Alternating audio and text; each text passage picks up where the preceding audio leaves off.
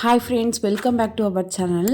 இந்த வீடியோவில் ஒரு ப்ளவுஸ்க்கு எப்படி நம்ம பட்டன் கட்டி காஜா கட்டுறது அப்படின்னு தான் இந்த வீடியோவில் பார்க்க போகிறோம். நம்ம கொக்கி பட்டியில் 5 கொக்கி வைப்போம்.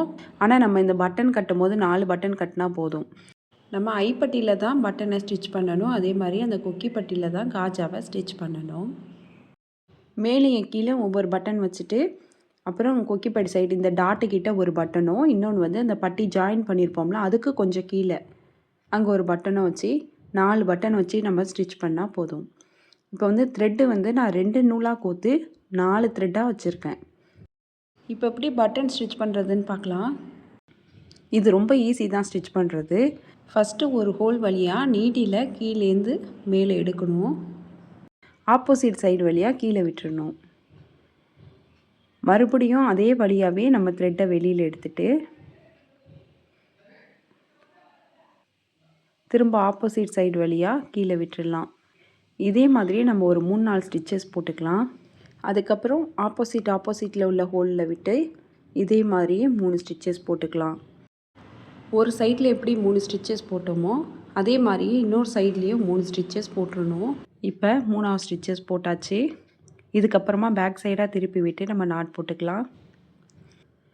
பேக் சைடில் திருப்பி விட்டுட்டு லைட்டாக கொஞ்சம் நூல் மட்டும் அந்த நீடில் எடுத்துகிட்டு த்ரெட்டை 2 சுற்றிட்டு நீடில் வெளியில் எடுத்துடலாம். இப்போ பாருங்கள் பட்டன் எவ்வளோ ஸ்ட்ராங்காக இருக்குன்னு. இப்போ நம்ம 3 பட்டன் கட்டியாச்சு. 4ஆவதாக வைக்கிற பட்டனை பட்டி எங்கே ஜாயின் பண்ணியிருக்கோமோ அந்த தையலுக்கு கொஞ்சம் கீழே இல்லை மேலே. இப்போ பட்டன் வச்சு பார்க்கும்போது 4 பட்டனும் சமமான கேப்பில் இருக்கான்னு பார்த்துக்கலாம். கொஞ்சம் கீழே வச்சுக்கலாம், இல்லை கொஞ்சம் மேலே வச்சுக்கலாம். கரெக்டாக அந்த தையலுக்கிட்ட வச்சு நம்ம பட்டனை ஸ்டிச் பண்ணிடலாம். ஆனால் நம்ம காஜா ஸ்டிச் பண்ணும்போது அந்த தையலுக்கிட்ட கட் பண்ணி ஸ்டிச் பண்ணுறதுக்கு நம்ம கொஞ்சம் ஹார்டாக இருக்கும். அதனால தான் சொல்கிறேன். பட்டி ஜாயின் பண்ண தையலுக்கு கொஞ்சம் கீழே நான் பட்டனை வச்சுட்டு ஸ்டிச் பண்ணிக்கிறேன். ஒரு ஹோல் வழியாக நீடில் வெளியில் எடுத்துகிட்டு அதை ஆப்போசிட் வழியாக உள்பக்கமாக விட்டுறணும். ஒரு சைடு நம்ம வந்து ஒரு 3 தையல் போட்டுக்கலாம். ஃபஸ்ட்டு எந்த ஹோல் வழியாக வெளியில் எடுத்து எந்த ஹோல் வழியாக பேக் சைடில் நீடியில் எடுத்தோமோ அதே மாதிரி ஒரு 3 ஸ்டிச்சஸ் போட்டுக்கலாம்.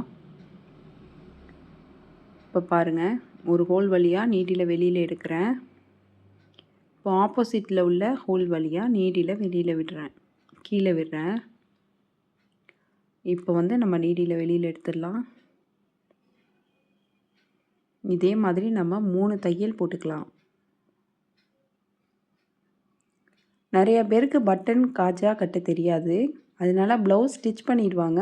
அதுக்கப்புறமா கடையில் கொடுத்துட்டு பட்டன் ஸ்டிச் பண்ணி கேட்பாங்க. இந்த வீடியோ பார்த்தீங்கன்னா நீங்களும் ஈஸியாக பட்டன் ஸ்டிச் பண்ணலாம், காஜாவும் ஸ்டிச் பண்ணலாம். இப்போ இன்னொரு சைடாக நம்ம 3 ஸ்டிச்சஸ் போட்டாச்சு. இதுக்கப்புறமா பேக் சைடாக திருப்பி விட்டுட்டு நீடில் கொஞ்சமாக துணி எடுத்துகிட்டு த்ரெட்டை 2 சுற்றிட்டு நம்ம நாட் போட்டு த்ரெட்டை கட் பண்ணிடலாம். அவ்வளோதான், நம்ம பட்டன் ஸ்டிச் பண்ணியாச்சு. இப்போ பாருங்கள் எவ்வளோ நீட்டாக இருக்குன்னு பாருங்கள் 4 பட்டனும். இதுக்கப்புறமா இந்த பட்டனுக்கு இந்த மாதிரி தான் நம்ம காஜா கட்டிட்டு போடுவோம். எப்படி கேப்பே இல்லாமல் இருக்குன்னு பாருங்கள். இந்த மாதிரி தான் நம்ம பட்டன் ஸ்டிச் பண்ணுவோம், காஜா ஸ்டிச் பண்ணுவோம். இப்போ இதுக்கு எப்படி காஜா மார்க் பண்ணுறது அப்படின்னு பார்க்கலாம். இந்த பட்டனுக்கு நேராக நம்ம காஜாக்கு மார்க் பண்ணிக்கலாம். நம்ம எங்கெல்லாம் பட்டன் ஸ்டிச் பண்ணியிருக்கோமோ அதுக்கு ஆப்போசிட்டில் இந்த மாதிரி நம்ம மார்க் பண்ணிக்கலாம். இப்போது பிளாக் கலர் நூலில் நான் பிளாக் கலர் ப்ளவுஸில் ஸ்டிச் பண்ணுறது உங்களுக்கு அந்த அளவுக்கு புரியாது. அதனால் நான் வேறு ஒரு கிளாத் எடுத்திருக்கேன். இந்த மாதிரி க்ரீன் கலர் கிளாத் எடுத்திருக்கேன். அதில் இந்த அளவுக்கு நான் மார்க் பண்ணியிருக்கேன். ஒரு 1/2 சென்டிமீட்டர் அளவுக்கு நம்ம சிசரால் கட் பண்ணிடலாம். இப்போ துணியை விரித்து பார்த்தோன்னா நமக்கு இந்த அளவுக்கு கட் விழுந்திருக்கும். இதுக்கு பக்கத்தில் நம்ம இந்த ஒயிட் கலர் பென்சிலை வச்சுட்டு பக்கத்தில் இந்த மாதிரி ஒரு கோடு போட்டுக்கலாம் 2 பக்கமும். ஏன்னா நம்ம அந்த அளவில் மட்டும் ஸ்டிச்சஸ் போடும்போது நல்லாயிருக்கும். இப்போ வந்து நீங்கள் பிகினர்ஸாக இருந்தீங்கன்னா இந்த மாதிரி கோடு போட்டு பழகிக்கோங்க. பக்கத்தில் இந்த மாதிரி 2 கோடு போட்டுக்கோங்க. இப்போ நீடில் எடுத்துக்கலாம். நான் 2 நூலாக கோர்த்துருக்கேன். இப்போ 4 நூலாக இருக்கும். இப்போ இந்த சைட்லேருந்து தான் நம்ம நீடில் வெளியில் எடுக்க போகிறோம். இந்த இடத்துக்கிட்ட இங்கேருந்து நம்ம நீடில் வெளியில் எடுத்துக்கலாம். இதுக்கப்புறமா இந்த வழியாக நம்ம நீடியில் குத்திட்டு வெளியில் எடுத்து த்ரெட்டை வந்து ஒரு சுற்றிக்கலாம். பக்கத்தில் இதே மாதிரியே இதுக்கு பக்கத்தில் கொஞ்சம் நீடில் விட்டுட்டு த்ரெட்டை ஒரு சுற்றிட்டு எடுத்துக்கலாம். நம்ம ஸ்டிச் பண்ணும்போது த்ரெட்டில் அந்த முடிச்சு மட்டும் வராமல் பார்த்துக்கிட்டா போதும். நீங்கள் இந்த மாதிரி ஒயிட் கலரில் ஒரு லைன் போட்டு வச்சுக்கிட்டிங்கன்னா உங்களுக்கு வந்து தையல் அதே அளவில் இருக்கும் போது பார்க்கவும் அழகாக இருக்கும். பக்கத்தில் நீடியில் குத்தி அதில் த்ரெட்டை ஒரு சுற்றிட்டு நீடியில் நம்ம வெளியில் எடுத்துடலாம். இதே மாதிரி நம்ம தையல் போடும்போது பக்கத்தில் உள்ள கேப்பும் ஒரே அளவான டிஸ்டன்ஸில் இருந்துச்சுன்னா பார்க்கவும் அழகாக இருக்கும். அதே மாதிரி கரெக்டான அளவில் நம்ம இந்த மாதிரி கோடு போட்டு வச்சுக்கிட்டு ஃபஸ்ட்டு வந்து ப்ராக்டிஸ் பண்ணிக்கலாம். அதுக்கப்புறமா நமக்கு பழகிடும், அதே அளவுக்கு வந்துடும். இப்போ ஒரு சைடு முடிச்சாச்சு, எப்படி இருக்குன்னு பாருங்கள். உங்களுக்கு புரியணும் நான் கொஞ்சம் எட்டு போட்டு காட்டியிருக்கேன். இதையே நீங்கள் இன்னும் கிட்ட நெருக்கமாக போட்டிங்கன்னா இன்னும் நல்லா பார்க்க அழகாக இருக்கும். ஆனால் இந்த மாதிரி எட்ட போட்டாலும் நல்லாயிருக்கும், தையல் வந்து பிரிஞ்சு வராது, ஸ்ட்ராங்காக இருக்கும். இது வந்து அந்த சென்டர் நம்ம கட் கொடுத்தோம்ல அதுக்கு மேலே மட்டும் இந்த மாதிரி ஸ்ட்ரைட்டாக ஒரு நாட் போட்டுக்கலாம். இதுக்கப்புறம் இன்னொரு சைடு நம்ம ஒரு சைடு எப்படி ஸ்டிச் பண்ணோமோ அதே மாதிரியே நீடில் கொஞ்சமாக துணியை எடுத்துட்டு நூலை ஒரு சுற்றிட்டு நீடில் வெளியில் எடுத்துக்கலாம். இப்போ இதை வந்து நெருக்கமாக போடலாம். நம்ம கரெக்டாக அந்த மார்க்கிட்ட நீடில் விட்டுட்டு த்ரெட்டை ஒரு சுற்றிட்டு நீடில் வெளியில் எடுத்துடலாம். இது கொஞ்சம் நெருக்கமாக பக்கத்தில் நீடில் விட்டுட்டு த்ரெட்டை ஒரு சுற்றிட்டு வெளியில் எடுத்துடலாம். உங்களுக்கு நல்லா தெரியணுங்கிறதுக்காக தான் நான் இந்த க்ரீன் கலர் துணி எடுத்து அது கான்ட்ராஸ்டான த்ரெட்டை போட்டிருக்கேன். எனக்கு தெரிஞ்சு நிறையா பேர் ப்ளவுஸ் ஸ்டிச் பண்ணிவிட்டு அதுக்கு பட்டன் கட்ட சொன்னாங்கன்னா அவங்க வெளியில் தனியாக கடையில் கொடுத்துட்டு அந்த மிஷினில் போய் காஜா கட்டி வாங்கிட்டு வந்துடுறாங்க. அந்த மாதிரி மிஷினில் ஸ்டிச் பண்ணும்போது கூட பிரிஞ்சு வந்துடும் ஃபுல்லாக. இந்த மாதிரி நம்ம கையில் ஸ்டிச் பண்ணும்போது பிரிஞ்சு வராது. இப்போ பாருங்கள், நம்ம ஃபுல்லாக ஸ்டிச் பண்ணி முடிச்சாச்சு. இதே மாதிரியே நம்ம ப்ளவுஸ்லேயும் ஸ்டிச் பண்ணிக்கலாம். அவ்வளோதான், எவ்வளோ ஈஸியாக ஸ்டிச் பண்ணியாச்சுன்னு பாருங்கள். இதுக்கப்புறம் ஒரு ப்ளவுஸில் ஸ்டிச் பண்ணி காட்டுறேன்.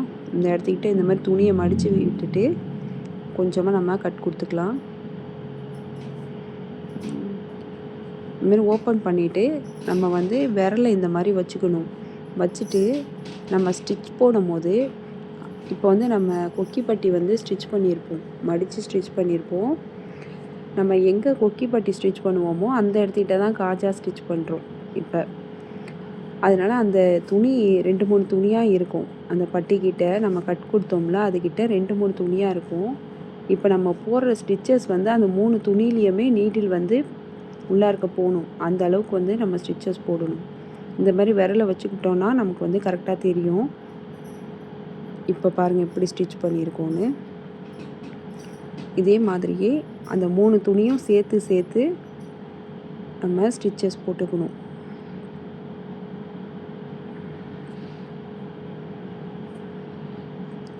நம்ம கொக்கிப்பட்டி எந்த அளவுக்கு நம்ம மடித்து ஸ்டிச் பண்ணியிருப்போமோ அந்த அளவுக்கு துணி வந்து மொத்தமாக இருக்கும். நம்ம கொஞ்சம் கம்மியாக மடித்து நம்ம காஜா ஸ்டிச் பண்ணோன்னா ஈஸியாக ஸ்டிச் பண்ணிடலாம். இப்போது ஃபுல்லாகவே நம்ம இன்னொரு சைடும் ஸ்டிச் பண்ணிக்கலாம். ஸ்டார்டிங்கில் நீங்கள் பழகும் போது கொஞ்சம் கஷ்டமாக இருக்கும், அதுக்கப்புறம் ஆட்டோமேட்டிக்காக வந்துடும். இப்போ நம்ம ஃபுல்லாக ஸ்டிச் பண்ணியாச்சு. நீங்களும் இந்த மாதிரி ஸ்டிச் பண்ணி பாருங்கள். இந்த வீடியோ உங்களுக்கு பிடிச்சிருந்துச்சின்னா லைக் பண்ணுங்கள், ஷேர் பண்ணுங்கள், கமெண்ட் பண்ணுங்கள். மறக்காமல் சிவி சாய்ரா சேனலை சப்ஸ்கிரைப் பண்ணிவிட்டு பக்கத்தில் உள்ள பெல் ஐக்கனை கிளிக் பண்ணிவிடுங்க. மறக்காமல் ஹைப் பண்ணிவிடுங்க. தேங்க்ஸ் ஃபார் வாட்சிங்.